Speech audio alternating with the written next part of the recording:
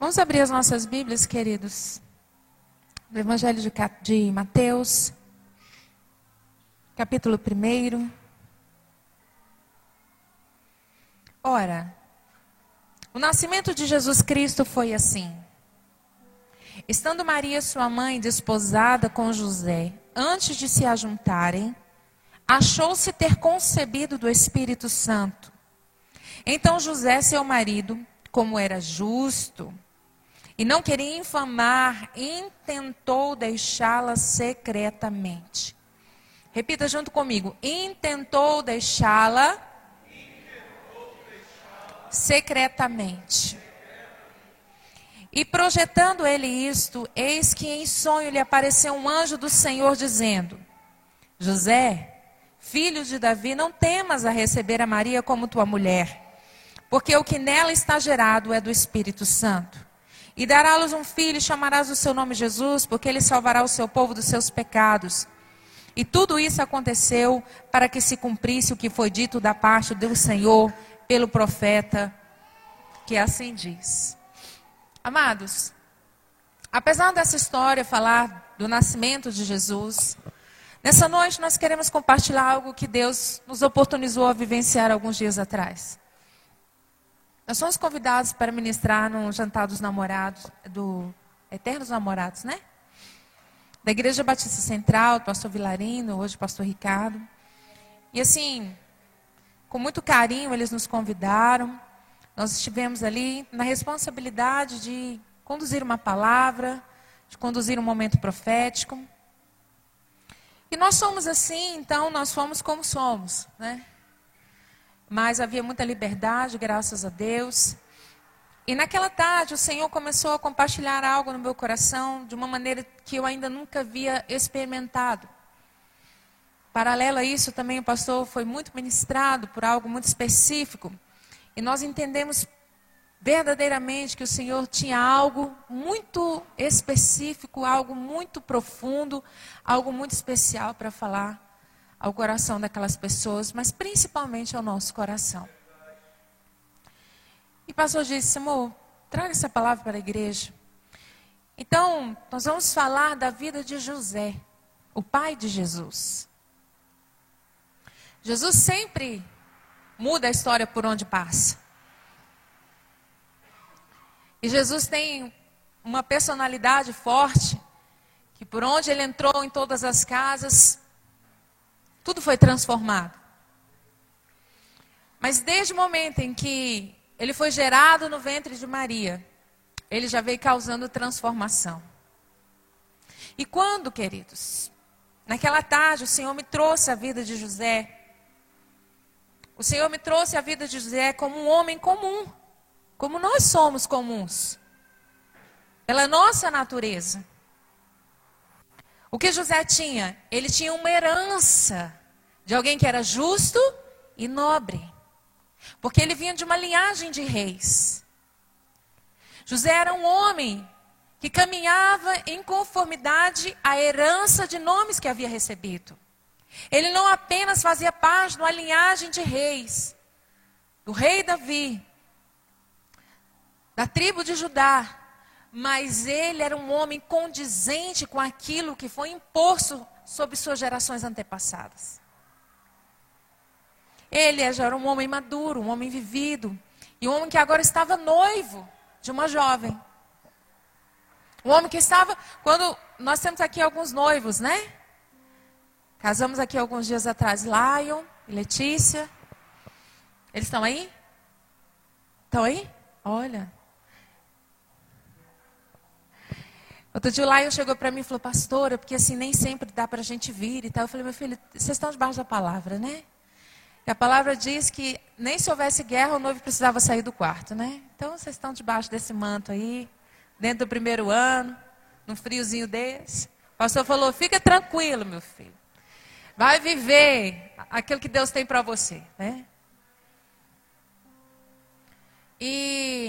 Mas eles, pastora Sara, pastor Lécio, estavam aí fazendo um curso de noivos com eles, Raul, Juliana, com a Lucivânia e o noivo virtual lá de Uberaba. Porque ele participou de todas elas, mas foi virtualmente. Mas a gente que está bem de perto, a gente vai observando as expectativas de quem está noivo. E quem está noivo, o que ele mais quer é casar. E aí você vira para a noiva e diz, por que você quer casar? Aí ela sorri e diz, porque eu quero muito ser feliz. Ter a minha casa, ter as minhas coisas, cuidar do meu marido. E você pergunta para o noivo, por que você quer casar?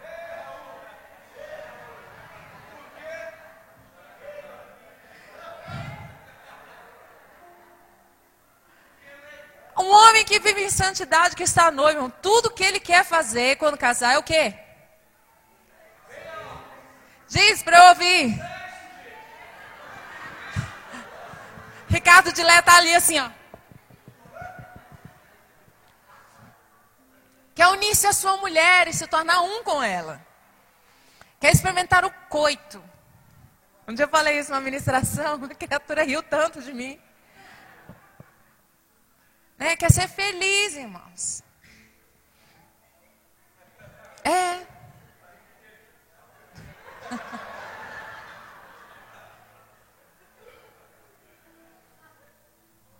Então ele conquista, ele procura, ele trabalha, ele supera.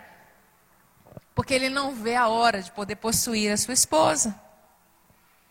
Porque a mentalidade do homem e da mulher, irmãos, é uma coisa muito interessante, né? Mas Deus nos fez assim, Deus nos uniu assim. Nós precisamos encontrar esse mistério e decifrá-lo e vivenciá-lo da melhor maneira possível. Então, imagine José, estava noivo de uma jovenzinha virgem, de uma moça linda chamada Maria. Só que José ficou sabendo que Maria apareceu grávida. E naquele tempo, irmãos, se hoje já é uma situação complicada de se explicar, naquele tempo, sob a lei de Moisés, era muito mais complicado. E a palavra do Senhor Deus diz que José era um homem justo e não querendo infamar Maria. O que essa palavra quer dizer? Sem querer denunciá-la publicamente, sem causar que a sua ira, a sua indignação, a sua humilhação como homem viesse à luz para que ela fosse apedrejada e morta. Ele disse em seu coração, vou abandoná-la.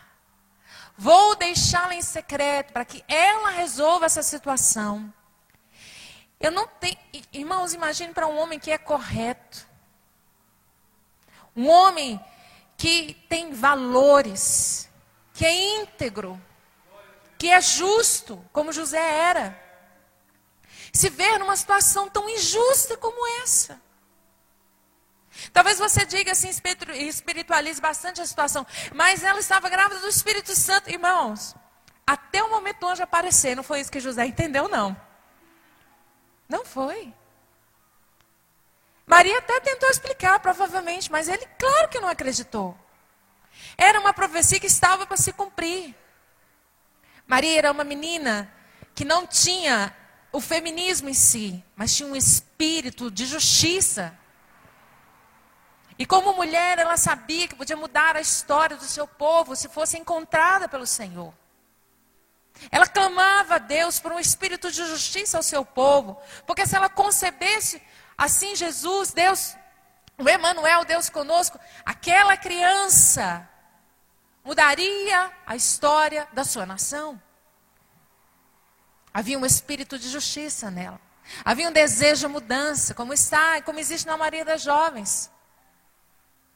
Que se preocupa com o dia de amanhã, que se preocupa com a sociedade, que se preocupa com a educação. São valores que nós não vemos mais nos dias de hoje, a não ser por aqueles que querem defender ainda prazeres pessoais. Vemos um povo que clama por justiça, mas que clama por uma minoria e não clama por um povo num todo. Não clama por atos de justiça, por valores, por decretos reais, mas clama por prazeres individuais. E aquilo que nós achamos que é correto, já não é mais correto. E aí uma confusão, um distúrbio distúrbio dos valores entrando na vida das nossas crianças, se manifestando na vida dos nossos jovens, porque o comunismo é pregado como democracia. E uma mentira contada muitas vezes acaba parecendo uma verdade. Mas isso não era coisas daquele tempo. As pessoas tinham seus valores definidos. A sociedade tinha seus valores específicos. As coisas eram branco no branco, preto no preto, preto no preto. Era sim, sim, não, não. E o que passa disso? Provém do maligno. Irmãos, vamos trazer a vida de José diante dos seus olhos, como o Senhor trouxe para mim naquela tarde. José era um homem correto, íntegro e que amava a Deus. Ele era um homem justo, que tinha uma linhagem de nobreza. Ele amava a Deus, amém? Ele estava fazendo tudo certo. Ele estava noivo de uma mulher também muito querida, preciosa. Haviam expectativas, um desejo de se casar e de ser feliz. Naquela noite, naquela madrugada, quando ele desejou, quando ele pensou, quando ele repudiou Maria, quando ele rejeitou Maria no seu coração e tentou abandoná-la e pensou em deixá-la, o anjo do Senhor apareceu a ele e disse: José, o menino que está no ventre de Maria foi concebido pelo Espírito Santo. Diz: José, continue com ela, José. A palavra de Deus não diz que José teve uma conversa com o anjo, que ele fez perguntas, que ele... Não diz, irmãos, diz que ele acatou aquela palavra e que ele deu sequência à ordem que veio do anjo. A direção que veio do anjo. Que ele acolhesse Maria. Que ele cuidasse de Maria, que ele fosse tutor de Maria. Querido, deixa eu dizer uma coisa para você. José e Maria se casaram debaixo de uma crise muito terrível. Havia amor, havia carinho, havia consideração, mas o casamento deles se deu debaixo de uma crise. E nós, quando vamos nos casar, quando vamos ter os nossos relacionamentos, nós estamos cheios de expectativas de que tudo vai caminhando com perfeita paz, serenidade, graça. José se casa com Maria. Irmãos, eu fiquei imaginando como foi José cuidar dela, ver aquela barriga crescer, não tocá-la, preservá-la, explicar à sociedade porque Maria logo tinha ficado grávida, porque a barriga dela estava tão grande. Porque uma coisa, querida, é quando nós estamos confiantes naquilo que Deus nos chamou para fazer. Mas quando isso vem a público e não faz sentido às pessoas que nos rodeiam, nós somos motivo de chacota, nós somos motivo de humilhação, nós somos motivos de todas as coisas desprezíveis. Mesmo quando passamos a vida pagando um preço de quem buscou andar em retidão.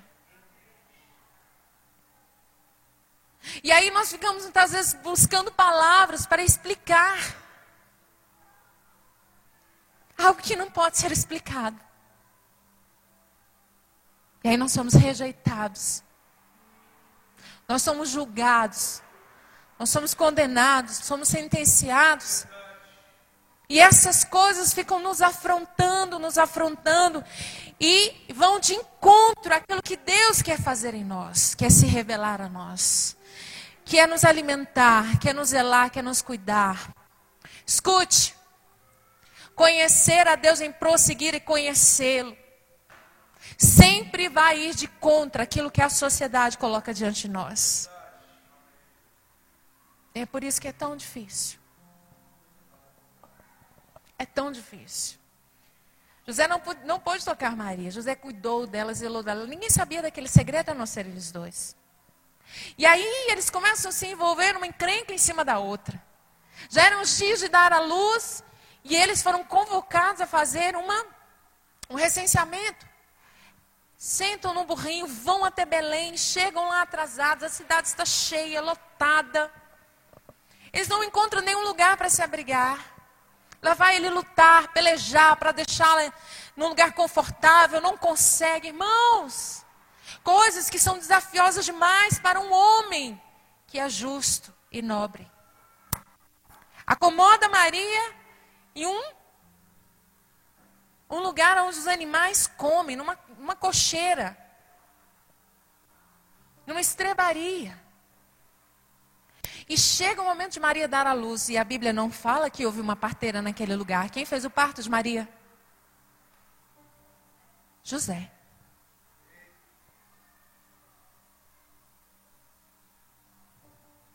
Uma hora de verdade, de confronto.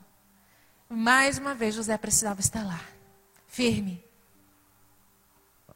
Nós ficamos vendo e observando que, diferente talvez de Abraão, de Moisés, de tantos homens, José não era um profeta, mas ele era um homem e era justo. Nós vamos ver José tendo momentos de oração, onde Deus se revela a ele. Deus usou os anjos para falar com ele, diferente de outros homens, no qual Deus apareceu para ele. Nós não vamos ver José tendo questionamentos ao Senhor, mas vamos ver um comportamento de um homem calado, quieto, pensativo, porém que caminha para frente. Vencendo seus temores, seus medos, suas lutas. E andando de frente com as humilhações que estavam diante dele. Se levantam dali, vivem um milagre. Há uma apresentação, uma proposta, mais um sinal de que aquele menino era o filho de Deus. José vai cuidando do desafio de ter Jesus como filho. De ser um pai zeloso, ser um pai exemplar, de ser um bom marido. Porque, irmãos, no tempo da gravidez de Maria, José levou tudo isso em silêncio. Maria ainda procurou Isabel para abrir o coração. Porque nós mulheres somos assim, não conseguimos carregar, senão a gente explode. Né? Tem que esvaziar a caixa. Maria correu para Isabel, falou: Isabel. E a Bíblia fala que naqueles dias ela ficava muito pensativa. Mas José não falou nada com ninguém. Vivendo um dia de cada vez. Essa criança nasceu, começou a crescer. A Bíblia diz que quando ele foi ser apresentado no templo, diz que José e Maria ficavam admirados com que as coisas que as pessoas diziam de Jesus. Às vezes, irmãos, Deus nos chama para algo tão grande. E as pessoas que estão ao nosso redor acham que nós temos a plenitude de toda a realização daquilo que Deus nos chamou para fazer. Mas José e Maria, eles não tinham total clareza em todo o tempo do que significava Jesus na vida deles. Eles só decidiram caminhar em obediência. Mas a obediência não é sinal de ausência de crises. A obediência não é sinal de ausência de humilhação. A obediência não é sinal de que tudo vai bem. Mas é um sinal de que aqueles que não decidem, daqueles que decidem não retroceder, não voltar atrás, verão uma glória de Deus sendo revelada. Jesus chegou na vida de uma família cujo ele causou a maior crise matrimonial que já pôde existir. Nós não vamos ver José sendo admirado pelos profetas e apóstolos. Assim como José do Egito foi, assim como governadores foram, assim como Moisés e outros profetas foram libertadores e tantos outros foram. José, pai de Jesus, não está nos discursos dos apóstolos. Mas foi a este homem simples que Deus escolheu para manifestar a sua glória sobre a terra. Sabe o que isso quer dizer, querido? Que Deus escolheu você. Deus escolheu a mim. E mesmo quando nós vivemos dias difíceis, irmãos, ausentes de tantos recursos, como aquela mulher que teve o seu bebê em meio a animais. O problema não são os animais, mas são os parasitas que andam neles. Os bichinhos são amorosos, mas os carrapatos são imperdoáveis.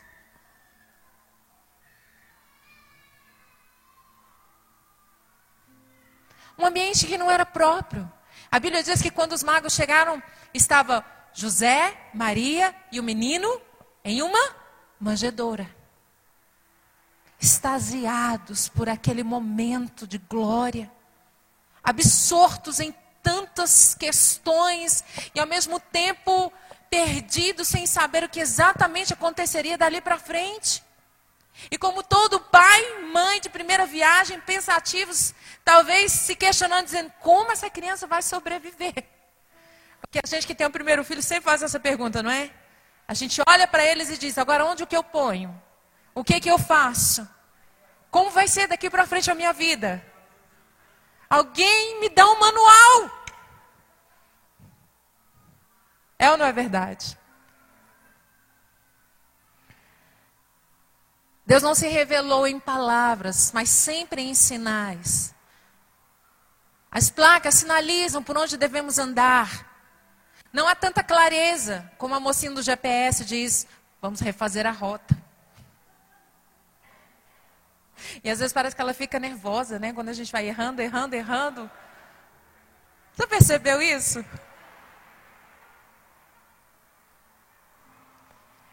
A fé é a certeza das coisas que não podemos ver. Quando Deus nos chama, irmãos, às vezes podemos nem sequer ouvir a voz dele audivelmente. Mas sentimos no nosso coração que ele é real. Uma crise no matrimônio causada por um chamado ministerial. Acho que é o maior conflito que qualquer casal pode viver. Essa crise não foi causada pelo adultério, essa crise não foi causada pela falta de recursos, essa crise não foi causada, não exatamente, mas todas essas coisas pareciam estar presentes na vida deles. E eles tinham que viver o silêncio dessa crise um com o outro, vencendo em Cristo Jesus. Às vezes nós estamos, irmãos, em tempos tão difíceis, porque nós somos reconhecidos pelos nossos dons e não pelos nossos valores, como José foi reconhecido diante de Deus. Maria só soube quem seria e o que aconteceria com ela no dia em que ela foi visitada pelo anjo. Ninguém avisou ela antes. Ela não teve um sinal. Ninguém se apresentou para José antes. Eles foram pegos meio que de surpresa. E hoje nós vemos Deus falando conosco, nós temos a sua palavra para meditar, para caminhar, para nutrir. Nós temos a sua verdade, há tanta clareza, tantos testemunhos, há tanto de Deus para se ver, para se tocar e se perceber. E ainda assim, nós caminhamos com muitas dúvidas. Ainda assim, nós estamos dizendo, Senhor, porque nós estamos vivendo em crise aqui. Porque nós estamos em crise ali. Porque nós estamos em crise pela falta disso, pela troca disso, pela ausência disso. Irmãos, a questão, olhem para mim. Às vezes eu penso em mandar fechar essas portas. Porque tem dias que vocês estão exatamente como o servo quando Paulo pregava. E se vocês dormirem, vão cair do lado de lá e podem morrer. Aí a Júlia disse assim, mãe, para de lançar praga. Eu falei, não, é a palavra quem diz, não sou eu. Não é não, pastor Rafael? Escute uma coisa. Não é uma palavra de ânimo, de celebração que vai fazer a tua sorte mudar. É uma palavra de fé, de constância, de maturidade. Irmãos, semelhante ao testemunho de José, o Senhor também me trouxe a vida de Abraão e Sara.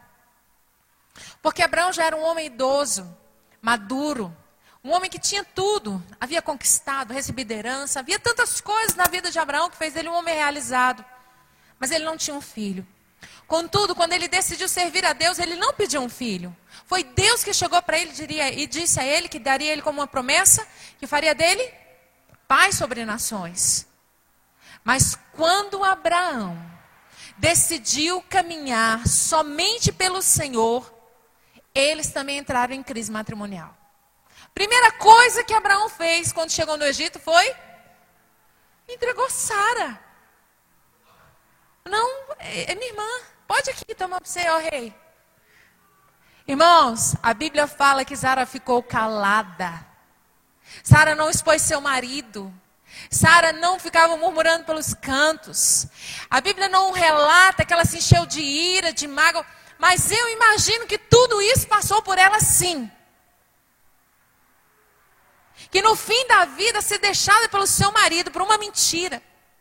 Mas irmãos, Deus era tão zeloso, e é tão zeloso, que ele entrou em sonhos proféticos e atormentou toda uma nação por causa de uma mulher. Mas não foi por causa de uma mulher, foi por causa de um casamento. Por causa de uma aliança. Todas as vezes que nós decidimos nos impor em amor ao Senhor, decidir caminhar em santidade, decidir vivenciar valores que vêm do céu, nós vamos entrar em crise. E essa crise, meu querido, não é uma crise de dons, é uma crise de relacionamentos. Porque Deus, quando quer nos tratar, irmãos, Ele não quer nos tratar por causa de coisas, mas Ele quer nos fazer parecer com Ele por causa de pessoas. A palavra de Deus diz que Jesus dizia em todos os seus sermões, seus conselhos e suas palavras: eu vim para testificar de Deus, que é o meu Pai. E eu vou deixar sobre vocês o Espírito Santo para que Ele testifique de mim, que sou filho. Um trabalha em detrimento do outro, um trabalha em função do outro, um trabalha para glorificar o outro. E quando nós assumimos o nosso papel de dons, o nosso chamado ministerial, a primeira coisa que Deus faz conosco é nos humilhar para que nós possamos levar a Ele toda a glória. Porque, irmão, se nós não entramos nesse lugar, a glória de Deus não é manifestada. A capacitação, os dons e as promessas são exaltadas. Talvez Abraão tenha achado naquele momento uma boa oportunidade de se livrar de Sara. E receber em algum outro momento a promessa que Deus havia dado a ele. Mas Deus não quis que aquele casamento acabasse. Não era daquele jeito. E eles estavam em uma grande crise. Antes disso ainda, quando Abraão começou a se desfazer de tudo, Sara quase enlouqueceu. Eles estavam em crise. Deus precisava tratar em unidade. Deus nos chama de noiva, queridos. Ele é o nosso noivo. O único casamento que se concluir, que não vai existir crise, será o casamento da igreja com Jesus. Sabe por quê? Porque nós vivemos hoje, nesse período do noivado, as crises, porque escolhemos nos casar com Ele. Quem é na sociedade ou na sua família que não conhece Jesus, que vê isso com bons olhos? Quando você passa por dificuldades, por sofrimentos, por enfermidades, a primeira coisa que essas pessoas dizem para você: onde está o seu Deus?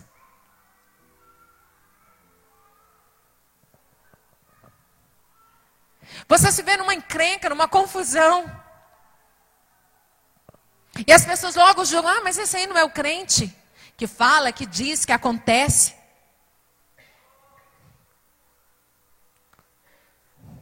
Quantas vezes nós não somos humilhados? Mas a palavra do Senhor Deus diz que os humilhados, aqueles que se humilham debaixo da potente mão do Senhor, a tempo oportuno serão exaltados. E eu vejo, irmãos, que assim como José e Maria viveram um tempo de grande crise no seu relacionamento, para não desistir de Deus e das suas promessas e da esperança que haveria de ser manifestada na pessoa de Jesus Cristo. Isso falava da antecipação, não da antecipação, mas falava do tempo antes de uma manifestação de glória. Eu quero te dar uma palavra de consolo, porque essa palavra vem para mim. Se você tem passado lutas, daquelas que não dão para ser compartilhadas, e todos os dias você se levanta da sua cama, e é uma surpresa mais ruim do que a outra, mais complexa do que a outra, e as pessoas te veem abatido, cabisbaixo, perguntam o que você tem, e você já não tem mais coragem de ficar dizendo as coisas que você passa. Porque ninguém gosta de gente que vive dizendo que as coisas estão indo errado. Parece que a gente é fracassado. E ninguém gosta de estar do lado de fracassados. E você tem prejuízos, você tem perdas, você tem danos, há enfermidades, há coisas terríveis que acontecem. E quanto mais você pensa que as coisas não podem piorar, elas pioram ainda mais. Irmãos, eu tenho tido uma certeza. Que assim como Jesus estava para entrar no mundo, assim Jesus está para nos voltar e nos buscar. Deus não vai vir, irmãos, num tempo onde a igreja esteja distraída, alegre demais, contente demais. Irmãos, dentro de 10 dias para cá, eu vi pastores, homens idôneos sendo presos. Eu vi uma mulher conhecida na mídia, mulher de Deus, que perdeu seu filho por uma enfermidade. A Isla não foi privada da perda. Vimos uma igreja, quem viu essa semana, uma igreja que desmoronou em São Paulo, matando tantas pessoas. E aí você olha e pensa, poxa, mas o erro está na igreja, o erro está no mundo. O erro está no mundo, mas Deus está trazendo uma crise à igreja, irmãos. Porque quando há um casamento feito em Deus, dado em renúncias, Deus quer exprimir de nós não apenas as intenções, mas quer forjar em nós um caráter que seja digno de manifestar a sua glória. Nós murmuramos por muito pouco, nós reclamamos por muito pouco, nós abandonamos e nos desanimamos por muito pouco, irmãos. E Deus não está sacudindo o Brasil, Deus está sacudindo a igreja no Brasil. Deus está nos sacudindo, as crises chegaram sobre nós. Sentimentos, pensamentos, nos relacionamentos. Sabe por quê? Porque eu creio, irmãos, eu creio quando eu ouço minhas filhas tão pequenas falando. Mariana, no outro dia, disse para mim assim, fui colocar ela para dormir, ela disse, mãe, eu quero que Jesus venha enquanto eu for criança, porque eu vou brincar mais lá no céu. Mãe, que dia Jesus vai voltar? Mãe, me fala. Irmãos, quando ela diz isso, ela não diz, olha, eu tenho que preparar as minhas roupas, eu tenho que levar os meus brinquedos, eu tenho que isso, eu tenho que aquilo. Há nela uma certeza tão grande que está tudo preparado. Irmãos, eu ouço as minhas filhas dizendo isso, desejando isso, eu ouço outras crianças falando sobre essas coisas. E eu tenho visto Deus se manifestar e se revelar às crianças. Crianças que têm medo de pecar, irmãos. Que sentem peso na sua alma quando elas entendem que pecaram. E elas dizem, eu não quero ir para o inferno. Eu não sou amiga do diabo. Mamãe, me ajuda. Mas nós estamos muitas vezes tão deprimidos com a crise, que ficamos caminhando de um lado para o outro, murmurando.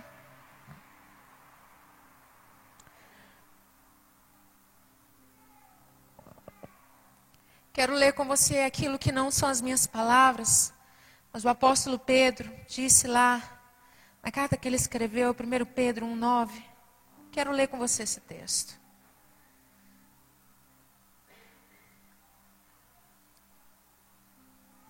Não são as minhas palavras, as minhas experiências que trarão esperança sobre nós. Mas estar firme na palavra de Deus, irmãos, é que nos garante a vitória. E a certeza, o entendimento de que Jesus está às portas. Nunca se viu, nunca se ouviu tantas tragédias, tanta violência, tantas crises, tantos povos que migram de um lugar para o outro por causa da perseguição, da ausência de reconstrução, por causa do medo. Povos que se autodestroem e ninguém faz nada a respeito. E nós estamos aqui incutidos com a nossa crise econômica, preocupadíssimos com o dia de amanhã. Mas o apóstolo Pedro disse aqui no versículo 1, Pedro, apóstolo de Jesus Cristo, aos estrangeiros dispersos no ponto Galácia, Capadócia, Ásia e Bitínia. eleitos segundo a presciência de Deus Pai, em santificação do Espírito para a obediência e a aspersão do sangue de Jesus Cristo, graça e paz vos sejam multiplicadas. Bendito seja o Deus e Pai de nosso Senhor Jesus Cristo, que segundo a sua grande misericórdia, nos gerou de novo para uma viva esperança, pela ressurreição de Jesus Cristo dentre os mortos, para uma herança incorruptível, incontaminável, e que não se pode murchar, guardada no céu para vós, que mediante a fé estáis guardadas na virtude de Deus para a salvação, já prestes para se revelar no último tempo, em que vós grandemente vos alegrais, ainda que agora importa, sendo necessário que sejais por um pouco contristados com várias tentações, para que a prova da vossa fé, muito mais preciosa do que o ouro que perece e é aprovado pelo fogo, se ache em louvor e honra e glória na revelação de Jesus Cristo, ao qual não havendo visto, amais, no qual não o vendo agora, mas crendo, vos alegrais com gozo inefável e glorioso, alcançando o fim da vossa fé, a salvação das vossas almas. Todo esse texto ele é muito tremendo. Mas Pedro fala de uma esperança no tempo do fim, de uma salvação que tem que ser guardada. E o tema dessa mensagem era, que nós dizíamos lá, se você não estivesse em Cristo Jesus, o dono da eternidade, quem seria você? José passou tudo o que passou, irmãos. E ele não foi glorificado, talvez de uma maneira que nós pudéssemos esperar. Mas quem seria José se não tivesse se permitido a vivenciar a toda essa história? Talvez José tivesse se tornado um homem muito bem sucedido. Uma família bendita, um homem de posses. Talvez ele tivesse vivenciado uma série de êxitos ou fracassos. Mas sabe o que José não teria? Não teria visto uma glória revelada diante dos seus olhos. Por isso o salmista diz, mais vale um dia nos teus átrios do que 1000 fora deles. Estar diante de conhecer quem Deus é, não pode ser comparado a tudo aquilo que uma vida pode trazer de realização pessoal. Porque, irmãos, tudo que nós carregamos em nós como um vazio só pode ser preenchido diante da glória revelada de Deus. Ainda que ela seja dada em meio a perseguições, tribulações e perdas. São momentos como esse que Deus se revela como o Senhor. São momentos como esse que Ele se revela como o único e suficiente Salvador. São momentos como esse que as coisas eternas nos tocam e podemos perceber que aquilo que não vemos, podemos ver. Aquilo que não podemos descrever se torna real. E ainda que não existam palavras que exprimam o que queremos dizer, há uma glória em nós. Há uma glória em nós que é muito superior a toda a perda, a toda a falta, a toda a tristeza. Talvez o seu nome nunca seja reconhecido.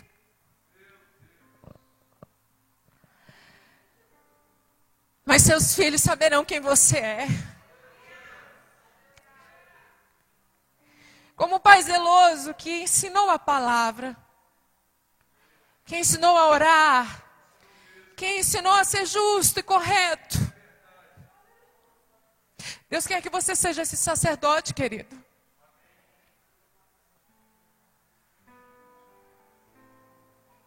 Pare de correr atrás do vento. Sua esposa saberá que ela pode contar com você.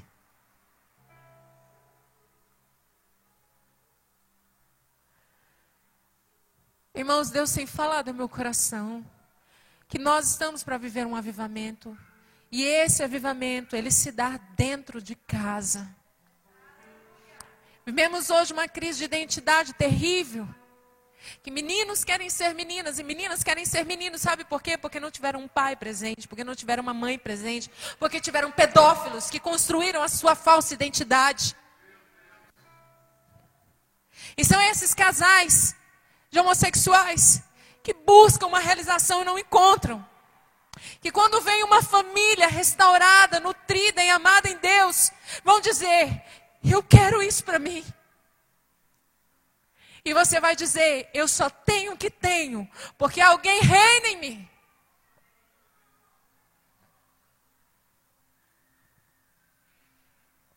Vamos nos colocar de pé.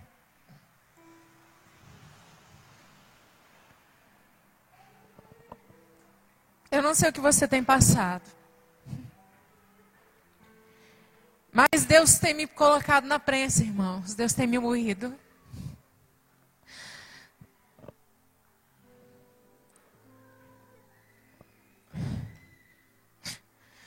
Mas eu sei que o meu Redentor vive.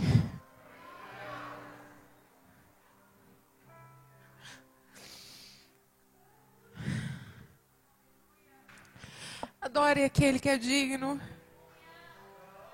A Jesus. Não pense que o Senhor tem alegria em te humilhar.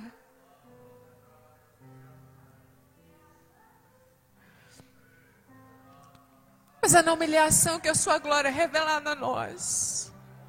E Ele é glorificado.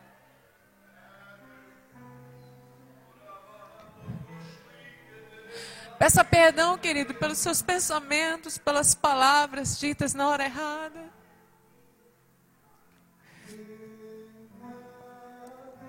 Diga: Senhor, me perdoa, porque eu tenho sentido raiva.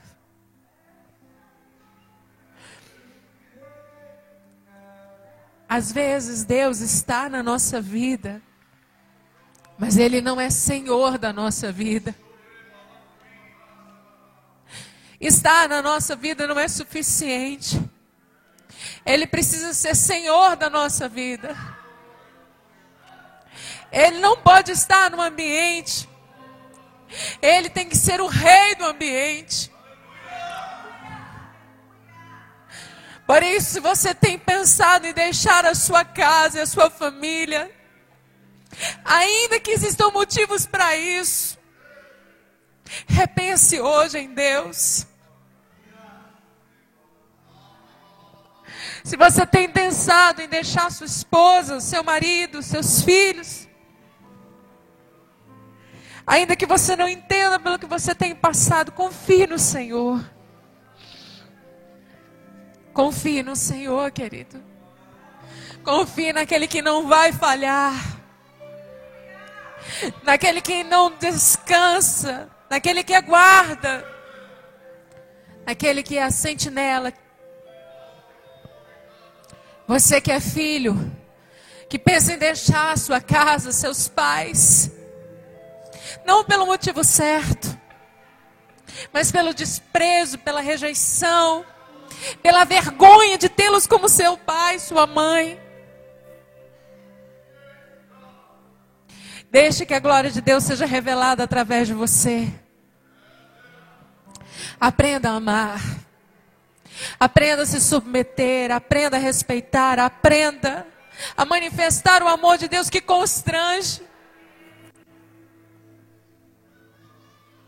A você que é irmão e que tem todos os motivos para desprezar,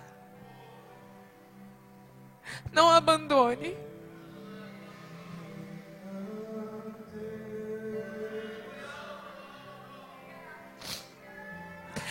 Deixa a glória de Deus se revelar em você.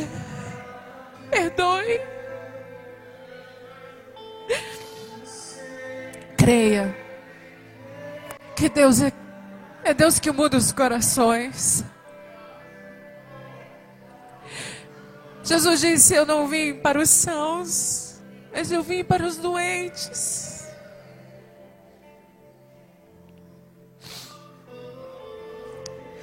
Ora,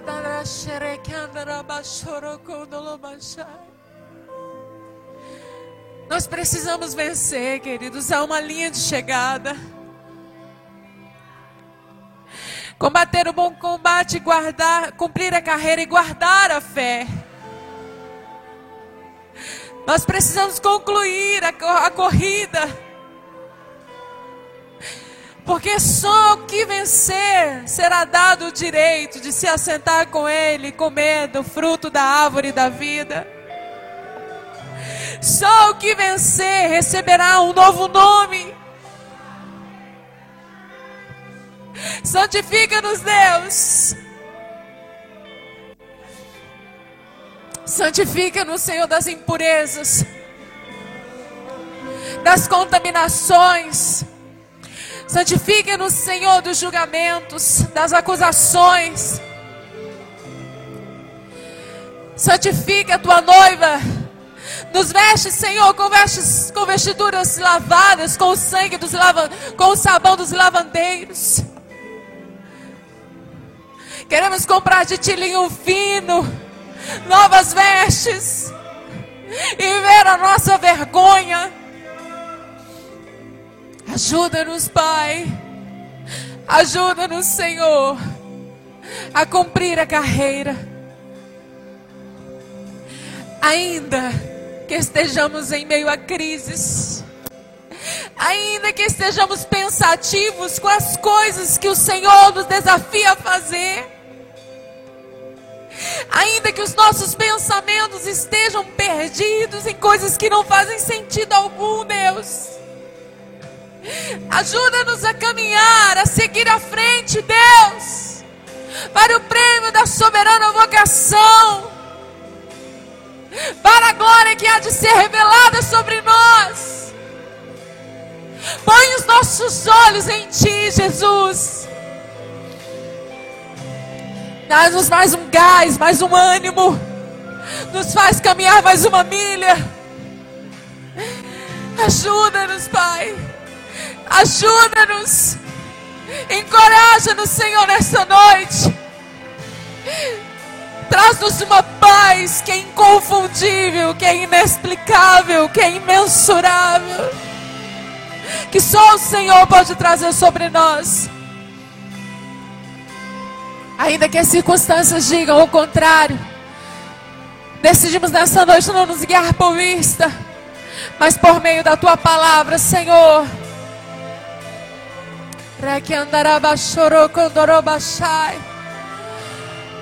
Libere palavras de adoração, de reconhecimento àquele que é digno. Peça que Ele ajude a você. Ajude a igreja no Brasil, na face da terra. Aos nossos irmãos que sofrem a perseguição e a morte. Aos nossos irmãos que não têm a liberdade para adorar como nós temos. Aos nossos irmãos, aqueles que por sua presciência já foram entregues a Ele.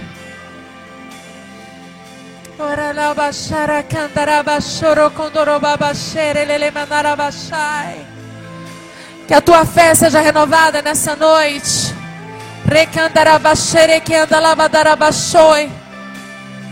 Recebe uma visão de águia. Que você seja renovado como a águia,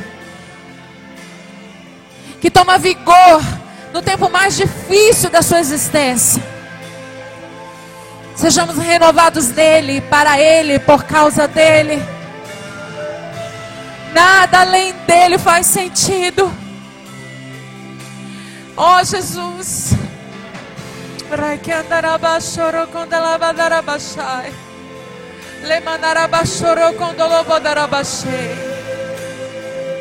Bendito é o teu nome.